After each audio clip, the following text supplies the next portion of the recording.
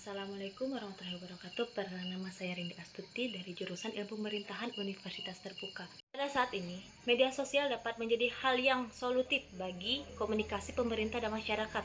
Karena di sini pemerintah dapat meningkatkan responsivitasnya terhadap situasi yang sedang dihadapi oleh masyarakat.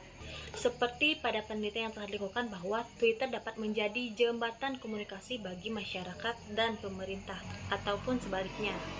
Dengan adanya media sosial seperti TikTok, Instagram, ataupun Twitter, dan lain-lain, akan meminimalisir ketimpangan atau kesalahpahaman tentang informasi yang disampaikan oleh sumber lain. Di media sosial, masyarakat bisa menyampaikan keluh kesahnya dengan membandingkan video perbedaan antara si kaya maupun si miskin dalam hak asasi manusia. Tujuan hukum adalah memberikan keadilan pada setiap orang tanpa terkecuali. Namun, pada praktiknya sudah terjadi di Indonesia. Hukum Indonesia belum mampu memberikan keadilan pada rakyat Indonesia yang tertindas. Justru sebaliknya, hukum dijadikan sebuah landasan, sebuah alasan untuk seseorang menjadikan alat bagi pemegang kuasa untuk menindas atau berlaku semena-mena pada rakyat yang miskin ataupun rakyat biasa. Karena saat ini hukum Indonesia yang mana adalah yang memiliki jabatan ataupun kedudukan, yang memiliki uang pasti aman dari gangguan-gangguan hukum atau ancaman-ancaman hukum, walaupun aturan negara melanggarnya. Sedangkan orang biasa yang ketahuan melakukan tindakan-tindakan kecil langsung dijebloskan ke penjara oleh para penegak hukum.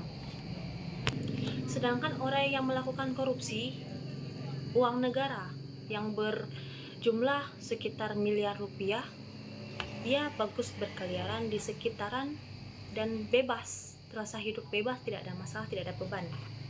Karena hukum itu cenderung berlaku hanya untuk masyarakat miskin dan tidak berlaku pada orang kaya, sehingga tidak sedikit orang yang menilai hukum Indonesia dapat dibeli dengan uang. Beberapa tahun belakang ini, hukum Indonesia semakin parah. Hukum Indonesia bukan lagi dasar bagi bangsa Indonesia. Ada pengakuan hukum informal pada masyarakat bahwa hukum dapat dibeli dengan uang. Maka aparat hukum tidak dapat diharapkan untuk menegakkan hukum secara menyeluruh dan adil. Tetapi, keadilan hukum tersebut tidak ada yang dilakukan pada masyarakat Indonesia. Seperti kasus pada nenek umur 80-an yang mengambil kayu saja dapat termakan hukuman berpuluh-puluh tahun di penjara.